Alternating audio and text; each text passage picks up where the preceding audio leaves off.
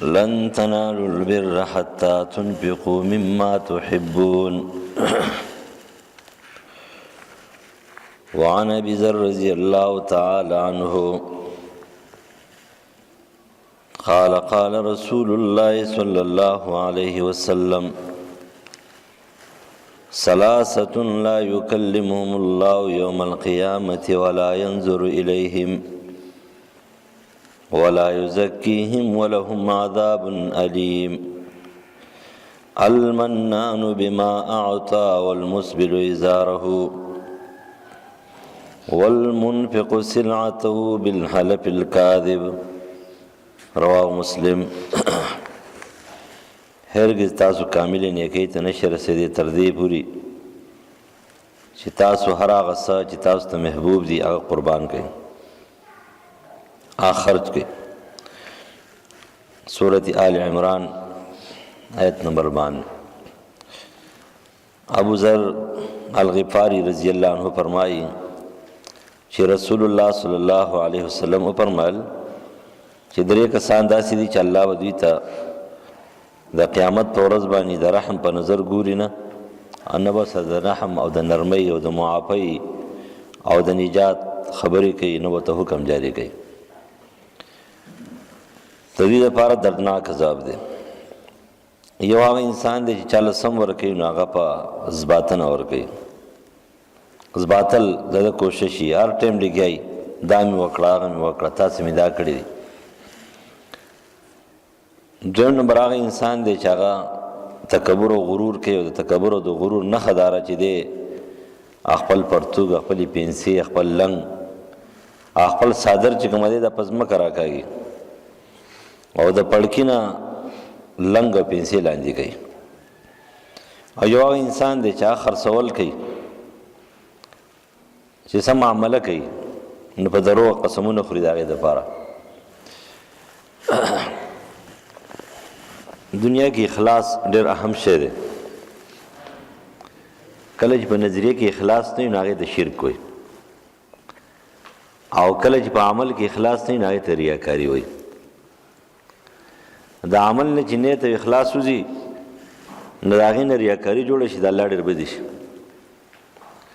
او کله د نظریې او د عقیدې نه اخلاص وځي چې د الله تعالی په وحدانیت کې دی ورسره نور څوک وردن نه کوي نو هغې ته شرک وایي.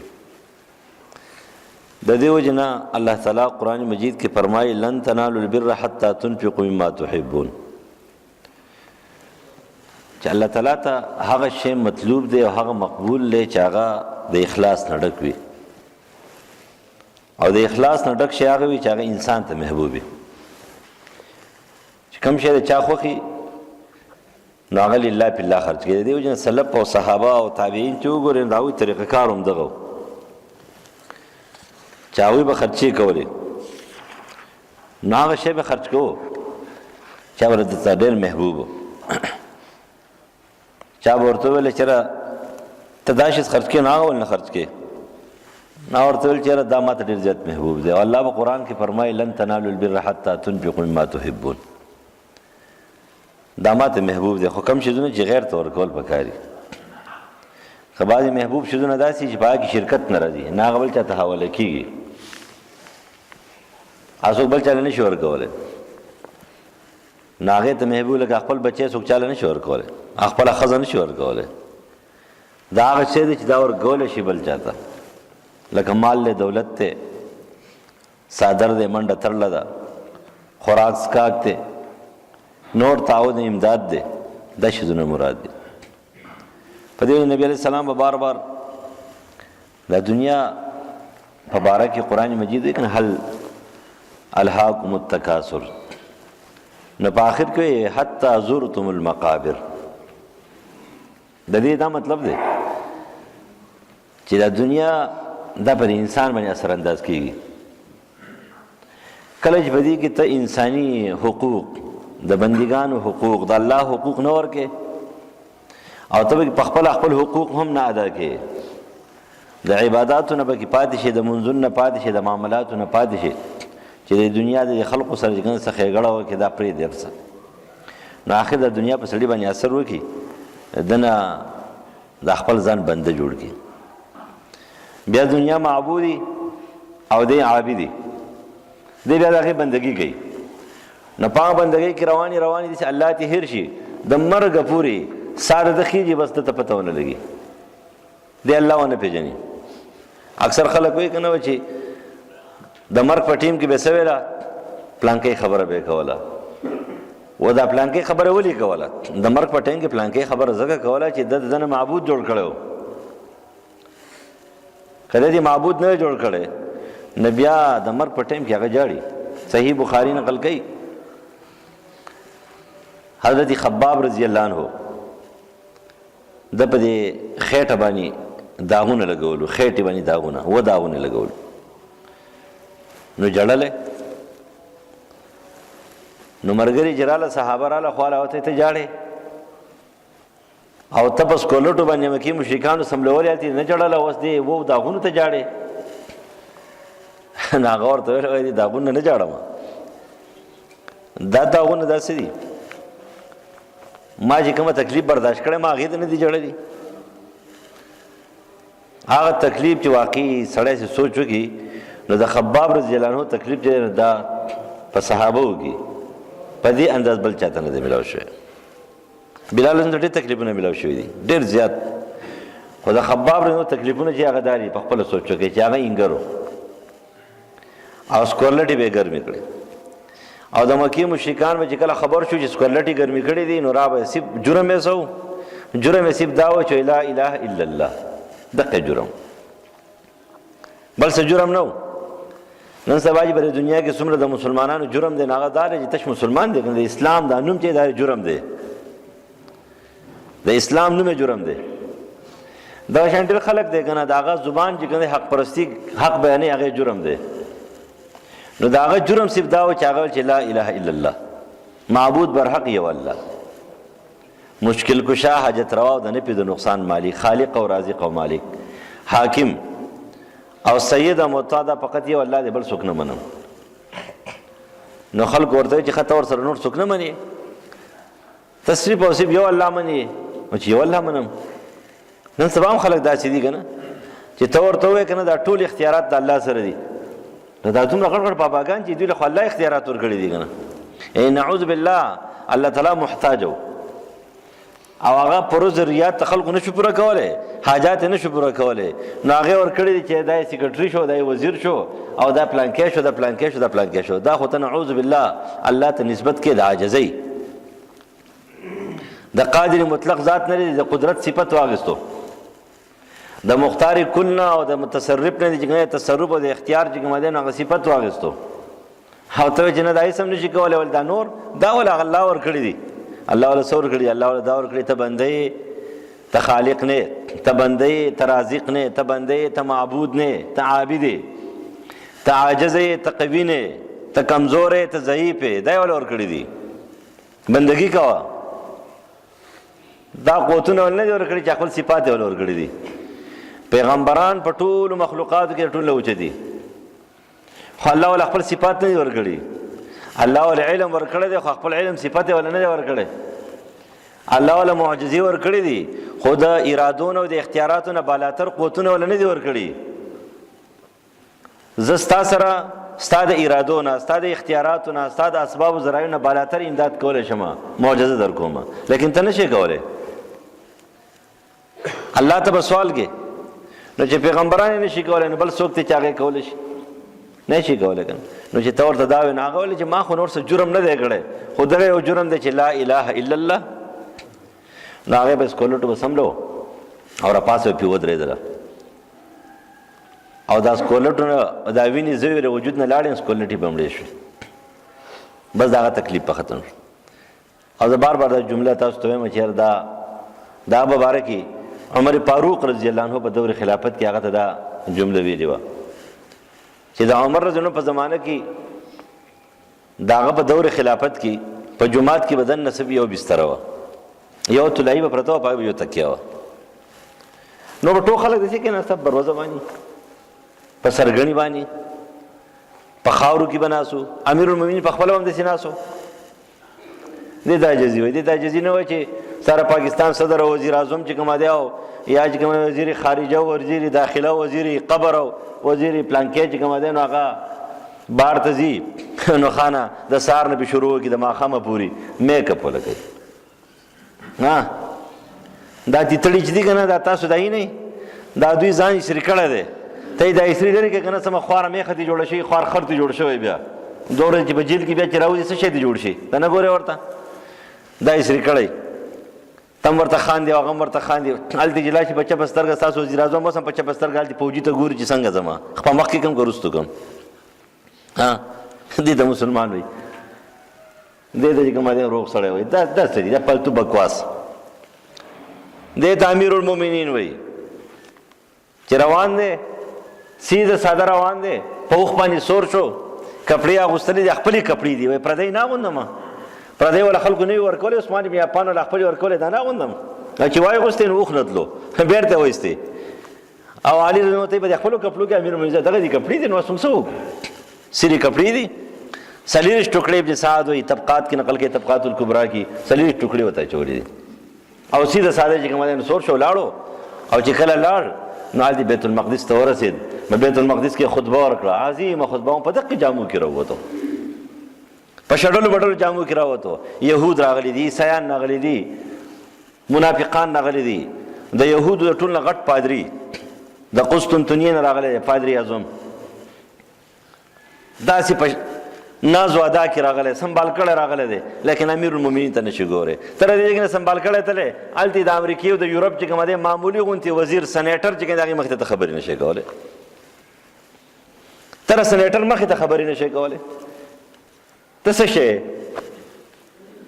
د بل سړي جواب خو د سر نه نشي کولی او هغه پادري اعظم راغلی دی سنبال کړی او چې امیر المؤمنین اخوا دېخوا ګوري او د نور خلکو څه خبرې کوي دې سترګو ته ګوري او بیا وایي چې قسم دی په ټولې دنیا باندې همدا سړی حکومت کولی شي او که پرس که بل پیغمبر وی منله که بل پیغمبر وی نو دی به پیغمبر وی خو بل پیغمبر نشته دی څنګه تللی دی داسې تللی دی دا دې نه کار نه کوي پیتو کې لاړ شي او خبره نه شي کولی اسلام د پیتو شی نه دی اسلام خپلې ظاهري ډانچه د اسلام مطابق په جوړه تا یک نمبر اسلامي ډانچه جوړه کړې نه ګیره دې نشته دی ته ماته یو خلیفه وښیه چې قوسي خو ځان نه خبره ده خو چې قوسنې ته په تېر شوي اسلامي لیډرانو کې سپه سالارانو کې خلیفګانو کې بادشاهانو کې ته وښیه د هارون رشید او د مامون الرشید دلې او د بنو عباس او د بنو امیه په بادشاهانو کې وښیه چې هغوی په بادشاهۍ کې ښه سرکشي کړې ده معتصم بالله معتمد بالله او پلانکې بالله او پلانکې بالله امین او مامون ښه بدماشي کړې ده منصور ښه بدماشي کړې ته یې وښیه چې ګیره وکه نه وه د اسلامي دنیا بادشاه و که نه خو ګیرې وې په اسلامي جامه کې تله نه ورته دې نه جاړم وایي په څه شي جاړې خو بیا خباب په دې جاړم چې هغه د کوټې په دې ګوټ کې 40,000 درهم پرتې دي او څه وخت داسې و چې د خوراک درک نه لګېدو او زمونږ هغه وروڼه چې هغو ډېر تکلیفونه برداشت کړي د دنیا نه همداسې تللی دي نهر الطهر وږي تږي تل دي چې په هغې سره مصعب ابن عمیر دی رضی الله عنه په هغې حمزه رضی الله عنه دی په هغې هغه خلق دی عظیم عظیم خلق سید الشهدا حمزه رضی الله عنه چې څادر یې داسې و چې خپې به موله پټولې سر به یې ښکاره کوي سر به پټو خپې به یې ښکاره کوي وایي سر یې پټ کړي په خپل سر ګڼه واچو نه په دې جاړم هسې نه چې الله تعالی د هر څه به دنیا کې راکړي او آخرت هم دغه شان دي پاتې شي د دنیا د معمولي غوندې ژوند 40 45 50 60 سال دا ټول د دوکو شوکو سره روان دی هیڅ چا دا سوچ ونه کو چې پلار مې تللی دی نیکه مې تللی دی مشر تللی کشر تللی دی غټ تللی واړه تللی دی شداد غوندې شی تللی دی چې هغه ځان دپاره جنت جوړ کړو نمرود غوندې لوښی تللی دی د ماشي نه چې کوم دی مړ دی چا په ټولې دنیا باندې حکمراني کوله ځان ته رب العالمین وایو فرعون تللی دی ځان ته رب العالمین ویل اوس د دې مسلمانانو فرعونیان دا نه مني چې مرګ شته قبر له راځي خو مرګ نه مني جنازې له راځي خو مرګ نه مني جنازې راځي په تعزیت کې نو مرګ نه مني تعزیت کې ناست دی لیکن دا پته نشته چې زه به مړ کېږم نه دا مرګ نه مني چېرې څنګه به مړ کېږم هلکه ته به هم ځې خو چې په دغې کندې کې دن نه کړې بیا به تا ته پته ولګي چې هلکه د دې کندې څه زور دی د دې خاورې څه زور دی نن چې ستا په ذهن کې دا د فرشتو څه زور نشته دی نو تا ته بیا په هغه ځای کې پته ولګي چې څومره زور دی، زما څومره زور او د څومره زور دی.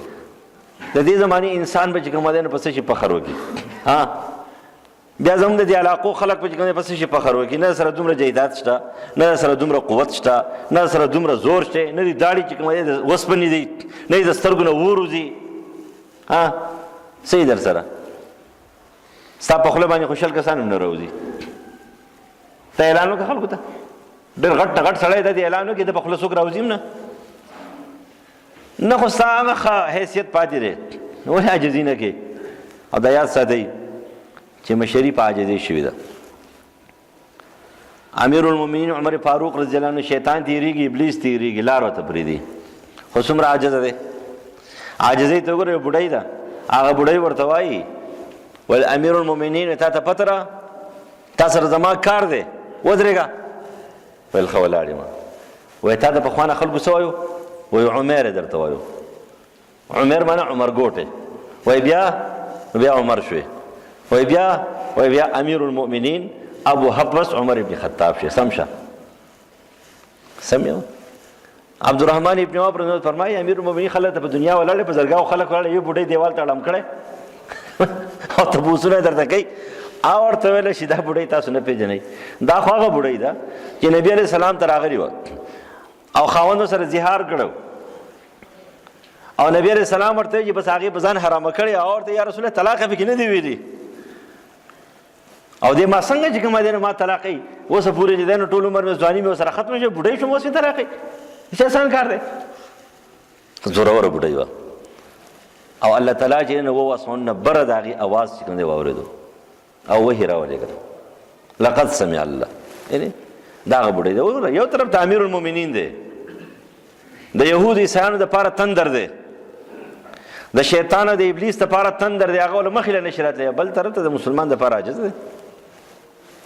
ښځه ورته هم خبره کوي، یو ځل چې دی نو ښځې ورته خبره ور وګرځوله، هغه ورته وایي چې تا ما ته خبره را وګرځوله. ویل او که نه چلو شو، ولې قارېږي؟ وایي ستا لور نه ده حفصه رضی الله عنها؟ هغې نبي علیه السلام جواب ورکوي که نه؟ ویل ښه، وایي دا وایي نبي علیه السلام نه جواب پسې راغی پسې ورته وایي ښه ته نبي علیه السلام جواب ورکوي. نو هغې ورته نور څه ونه ویې خندلې چې خو زما خاوند دی، نو پیغمبر خو دی خو زما خاوند هم دی. نه خو د ښځې د خاوند خبرې دي، ښځې سره خبره کوي، بچو سره خبرې کوي، خو لیکن سره بیا عاجزه دی. او چې کله یهودو عیسایانو ته مونږ خو ډېر تکړه یو، خپلو ته ډېر تکړه یو او چې کله بهر ته چې کنه بیا ټک خلک نه دی، د هېڅ نه دی، خبره هم نشي کولی، خبره دا ویلی هم نشي. خلک وایي مونږ مسلمانان په هندوانو ډېر قسم دی که بیا ته تکړه یې، څه شي تکړه ته د هندوانو یو کس ونیسه او دغه شانتې برناقه چې کومه دی وتړه، 2 ورځې وتړه، تا ستا حال ویني، ته زما نه اوسېږه. نن چې کومه دی ستا مسلمانان هلته په کرپۍ کې رابند کړي دي، په کرپۍ کې زه چې ته دومره نرې پیتو ماما ورشه که نه، بدل یې واخله که نه. هغه حکومت خو پرېږده عوامو کومه حمایت وکړو، دوامو ته نه کوئ. دوا که چاته ملا چې کومه دوا وکړه یې به په جومات کې نور څوک دوام نه کوي ورته، غټې غټې چماګانې وشوې په هغې چا دوا ونه کړه نوم یې پکې هم یاد نه کوم. دغه مسلماني ده، دغه اسلام دی، دغه غیرت دی. بې غیرته سړی مسلمان نشي جوړېدی، مسلمان به یې غیرتي. نه ورته ویله چې دا جاړم په دې باندې چې هسې نه په دنیا کې د لړ سره کړي. خبره هم داره چې په دنیا باندې ځان څه وکړي، د خپل جبون نه څه خرچه کوي، خپل اعمال برابر کړي، څوک د چا په کار نه راځي. زه بار بار تاسو ته وایم که نه چې په یو ځل په یو شي کې ناست وو تقسیم هم کوو، او په نقدیاتو کې په کروڑاو روپۍ چې کومه دی نو د هغې زامنو او د لوڼو ورسېدې. نو په دې آخر کې مو ته ویل ځمکې خدا پرېږده. ما ورته ویل لکه ظالمانو دا خو ستاسو هغه پلار حرامې حلالې نه دي کتلې او ګټلې دي، نو 2 لک روپۍ لوڼو ورکړې او 4 لک روپۍ چې کومه دی زامنو ورکړې، او په نقدیاتو کې چې کومه دی نو د یو زوی 2.5 کروڑ روپۍ ورسېدې. داسې پلار غرق ښه دی، جهنم ته واچوې که نه نو ښه ده، جهنم ته تا ځان نه څه کړي دي، حرام او حلال دې نه کتل، او د زوی د اوس دپاره چې کومه دی نو تا ګټې کولې، ځان دپاره دې څه کړي دي، خپل جب باندې چې کومه دی نو لړم دې کېنولی، او چې مړ شي که نه بیمار شي نو وایي چې پروردګاره زر یې مړ کړې، دنه اوس خلاص شو، خدمت پې څنګه کوو، 2 ورځې خدمت هم نشي کولی، کله به مړ کېږي، شاذ و نادر به داسې. نو ورته وایي ځان چې کومه دی ځان ځان وپېژنه، ځان دپاره څه وکړه. د دې نبي علیه السلام فرمایي ایکم مال وارث احب الی من ماله قالوا یا رسول الله ما منا احد الا مال احب الیه. نبی علیه السلام ورته لکه تاسو کې څوک دی چې هغه خپل مال په ځای باندې د وارث مال خوښوي؟ وایي هېڅوک هم داسې نشته دی الله رسوله، هر یو سړی خپل مال خوښوي. ښه قال فإن ماله ما قدم ومال وارثه ما اخر. ستا مال خو هغه دی چې مخکې دی ولېږو، او چې دا وروسته دې پرېښود دا خو ستا مال نه دی، دا خو د وارثانو مال دی، او که خیر استعمالوي او که غلط استعمالوي دا ستا مال نه دی. صحیح بخاري دا حدیث نقل کړی. خپل ځان دپاره څه وکړه، سبا له بیا بیا به خفئ. ابو هريره رضی الله عنه فرمایي جاء رجل فقال یا رسول الله ای الصدقه افضل او اعظم اجرا. وای دا کومه خیرات ډېر غوره دی سړی وکړي؟ نبی علیہ السلام ته په جواب کې انت صدق وانت شحیح صحیح تخشى الفقر وتأمل البقاء وتأمل الغنى. وای غوره خیرات صدقه خدا را چې ته روغ موټه مې او ته چې حلال مال دې زما وې او د فقر نه یریږي او د بقا او د مالدارۍ چې کوم دین امید ساتي، په دې وخت کې ته خرچه وکړې، دا اوچت شی دی. ولا تمهل حتى اذا بلغت الحلقوم قلت لفلان كذا ولفلان كذا وقد كان لفلان. او مهلت مور کوا، ټایم مور کوا چې وخت راشي چې روح دی وځي او ته د پلانکی دا او د پلانکی دا او د پلانکی دا مال خو سم د پلانکو حساب کې سړي مال خو ستانه دی، دا خو چاته چې پاتې شو دا هغه دی، هغه پیش او کار پیش. صحیح بخاری نقل کوي په دې وجه باندې دا ژوند چې دی که نه دا ډېر عارضي ژوند دی، ډېر عارضي. نبی علیه السلام یو ځل لمونځ وکړو، سلام یې وګرځاو، بس سیده د سلام د ګرځېدو سره امام چې کله سلام وګرځوي د دې نه اخوا په امام باندې هېڅ فرض چې کوم دی د مقتدیان نه دي پاتې. دا خبره یاد ساتئ. بعضې امامان چېرته زر پاسې لاړ چې مقتدي دلته پریشان شي خړتم رابوځي. تا صحیح ولې خړتم راچې؟ په امام باندې السلام علیکم نه بعد څه پاتې نه دي، که کینی ځان له به کینی او که پاسي ځان له پاسي، ستا به څه کار دی؟ ته ولې خفه کېږې؟ نبی علیه السلام پاسېدو زر لاړ کور ته، خلک هم حیران شو دا څه چلو شو. بیا نبی علیه السلام راغی د سرو زرو یو ټوکړه ورسره وه، او ورته زما سره دا و، ما لاسې نه چې وفات شمه او دا پاتې شي، وفات شمه او دا پاتې شي. هغې څه کړه؟ په دې کې دې ته مې اشاره شوه چې پردی حق نه دی، دې کې تاخیر مه کوه. پردی حقوق چې کوم دی رستو کوه مه. که قرضه د ځان سره غم پیدا که، که پردی حق دی ځان سره غم پیدا که. وای دا پردی حق دا کول پکار دي، دا ورکول پکار دي، دا حواله کول پکار دي. پروا مې چې ډېر خلک داسې دي خلکو قرضې دي په میاشتو میاشتو په کلونو کلونو چې دی نه سوچ او فکر هم نه کوي. دا ډېر خوش عادت دی. ځان سره غم پیدا که.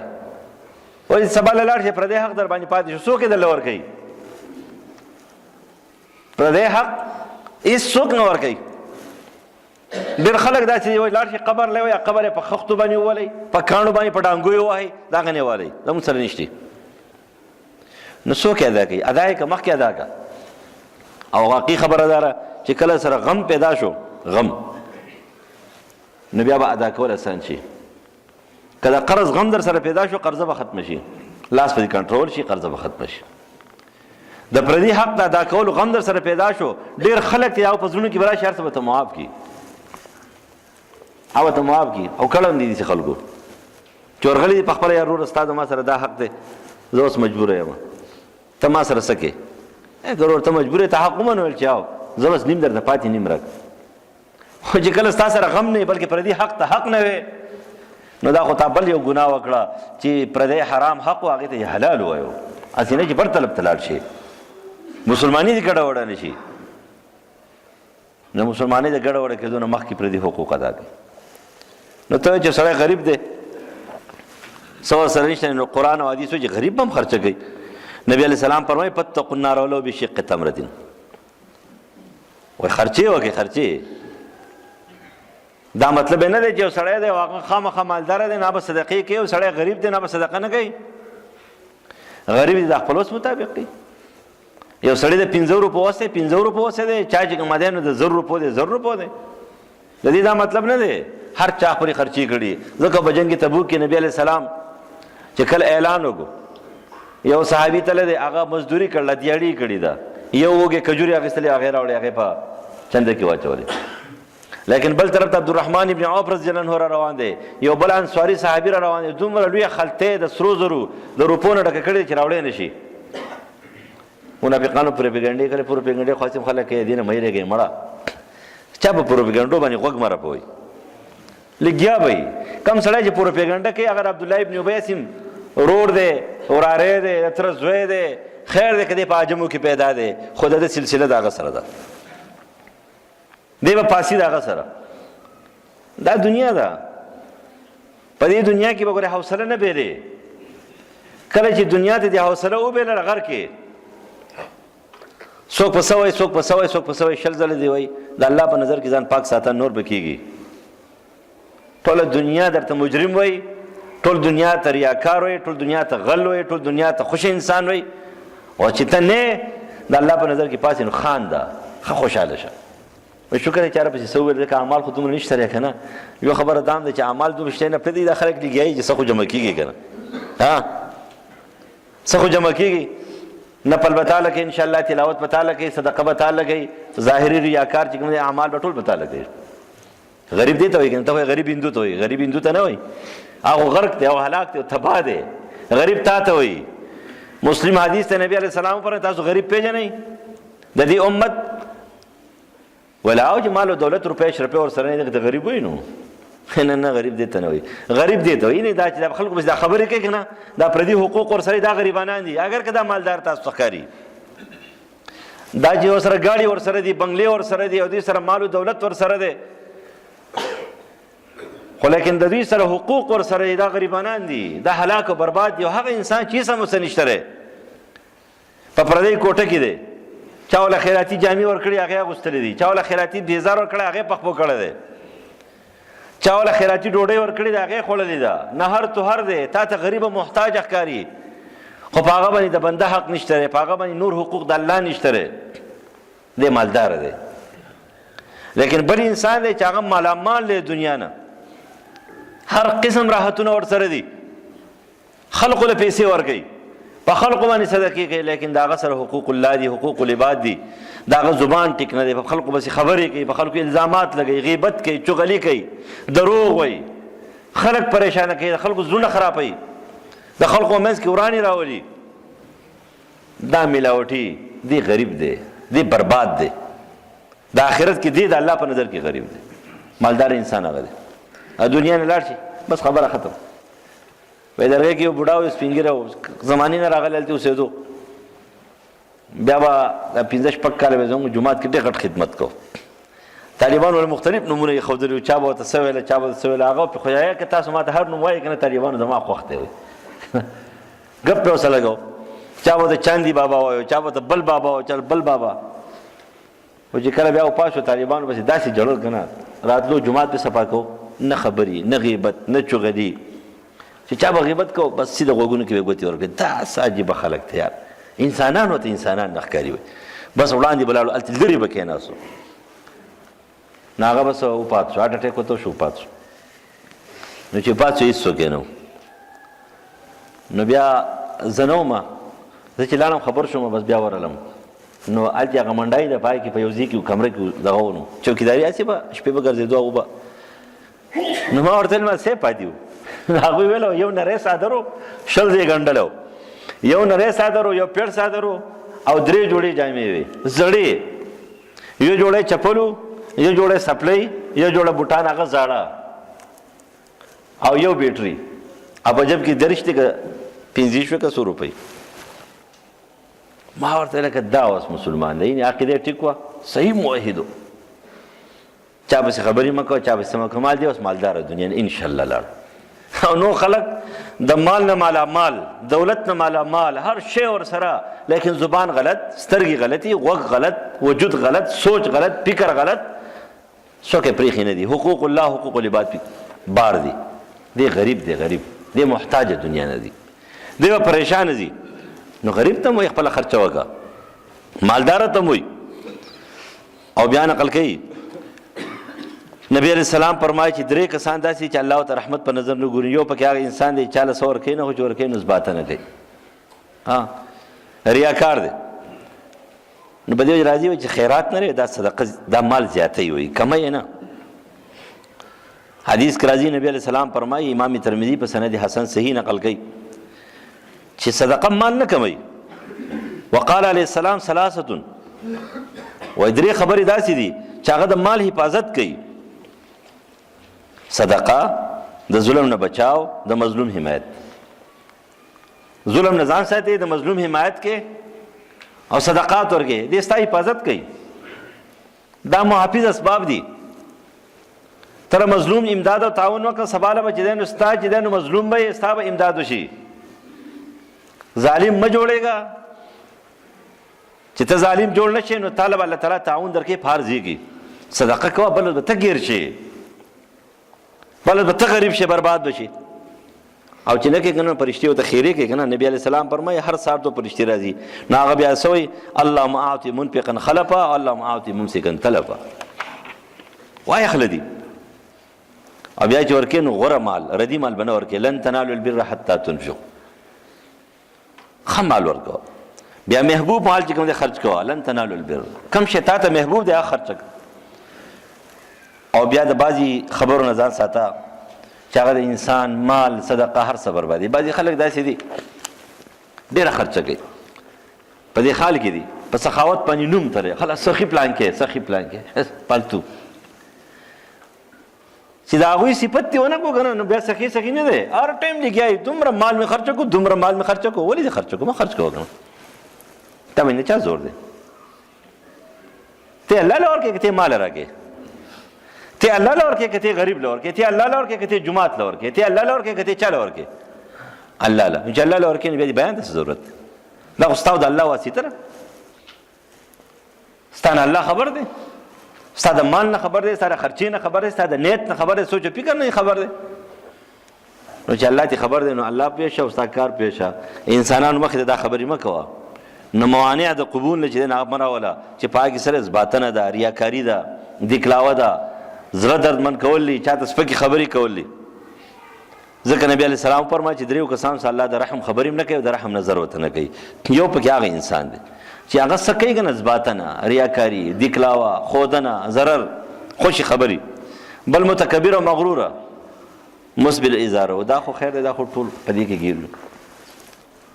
ټول سیل مې چې کوم پیسې په ځمکه راکاږي، عوام هم راکاږي، ملیان هم راکاږي، دایان هم راکاږي. او بعضې ملیان په کتاب کې دا وایي چې من جر صوبا خیلا. څه شي مولا؟ یو سړی د پیغمبر د حدیث په مقابله کې چې دی خپل خواهش اخلي، د مولا دی. څه چل به وشي؟ د پړکي نه پیسې اوچتې که څه خاص خبر نه. ته دلته یې که نه. زما یو ملګری دی، هغه ما ته ویل زموږ یو پروفیسر تللی پېښور دا کې امریکې ته تللی پروفیسر و، او بیا چې دی نو سبق وایي هلته چې کوم دی بیا ولګېدو په یو غټه یونیورسټۍ کې. ویل چې بیا یو ځل پاکستان ته راوځي مخې له ورغلم، ویل چې ما وکتل نو هغه پیسې اوچتې ساتلې. ما جوړ پیسې هغه شان دي پړکونه بره وي. وایي ما وخندله پرې. ما وایي چې جي په دومره غټه یونیورسټۍ کې انګریزانو سره. وایي چې ولې؟ وایي چې انګریز اوچت دی که الله اوچت دی؟ او یونیورسټۍ اوچته ده که د پیغمبر حکم اوچت دی؟ نو ته په خپل جومات کې پیسې نشې اوچتولی، او داسې خلک شته، داسې مسلمانان شته چې هغه د انګریزانو د غټو غټو خلقو ته ځان ته سوی ښکرور، د هغوی په یونیورسټو کې چې کوم خلک پورې خاندي هم پیسې اوچتې ساتي. تا پورې څوک خاندي نه؟ ته په اسلامي دنیا کې، په اسلامي یونیورسټۍ کې، او په اسلامي سکول کې، او په کالج کې، او په جومات کې پیسې نشې اوچتولی. متکبره. خو داسې مسلمانان هم شته چې هغه په داسې محفل کې چې چا خندا ته نه ګوري، په دې کې خندا سره. لیکن دا عیب خو پر چا کې دی. او نبی علیہ السلام داسې نه دی ویلي چې دا ریاکار او غیر یا تکبر او غیر، وایي نه، مسبل ازار. په دې پورې الله تعالی چې کوم دی نو غصې، قهر یې ورته، د رحمت نظر ورته هم نه کوي او تزکیه هم نه کوي. او بل هغه انسان دی چې په دروغه باندې قسمونه خوري، او بس قسم او قسم او قسم. بعضې زنانو عیب دی، د بعضې سړو عیب دی. الله دې دې عیوب نه موږ وساتي. لنډه خبر همداره، څه کوئ که نه دلتې وکئ. سبا له ګورئ څوک څه نه کوي، نه ده پسې څوک کوي، دوا درته هم نه کوي. دوا مونږ ډېر خلک ول ده که نه چې مور و پلار دعا کې سر نه یادوي نه، چې دعا خو دې خیراتي لاس کنه یا الله چې یا الله زما مور پلار وبخې نو دام نه وي صدقه خدا پرېدا خیرات خدا پرېدا اول کین او کین هغه څه اخوا دی خو کم دي کې مقصد دی هغه دي کې د خرچې کولو دی عادت نه چلول نه ورځي او که چلول ورځي نو کین نو سباله به محتاج وي بیا نن چې د خپل وجود د خپل ځان د پاره مخکې سولېږو اسی نه چې سباله بیا دغه شان دي بې یارو مددګار یو الله هم ناراضه او فرشتې هم ناراضه او عمل نامه هم ناراضه په عمل نامه کې هم ټولې خبرې هغه چې هغه د ناراضۍ خبرې ټولې د پریشانۍ خبرې چې دنیا نه داسې لاړ شو چې کله په دنیا کې هم څوک صفت ونه کړي که نه چې هلته خو صحیح راضي وو که نه چې الله راضي عمل نامه راضي فرشتې راضي او ورته وایي چې ډېر محبوب بنده وي شکر دی چې رالی د هغې دنیا نه رالی بس مونږ ته میلاو شوې دی خوشحاله شي او که فرض که داسې وي چې هلته لاړ شي او د ټوله زندګي چې کومه دی دلته د الله په بغاوت کې تېره شوي د نبي علیه السلام د سنت په بغاوت کې تېره شوي ځان د پریشانۍ کړی دی او پریشانۍ دی به خپوي الله تعالی دې موږ د هغې پریشانۍ نه بچ کړي او الله دې موږ اعمالو ته جوړ کړي د الله او د رسول سره الله زموږ حقیقي مینه پیدا کړي او الله دې زموږ زړونه سخیان کړي په اعمالو باندې هم په عباداتو باندې هم په عقیدې باندې هم او په مال دولت باندې هم په صدقاتو باندې هم چې زموږ زړونه برابر شي هر څه برابر وي او الله دې موږ د ریاکارۍ نه او د دې کلاوي نه بچ کړي ومان البلاغ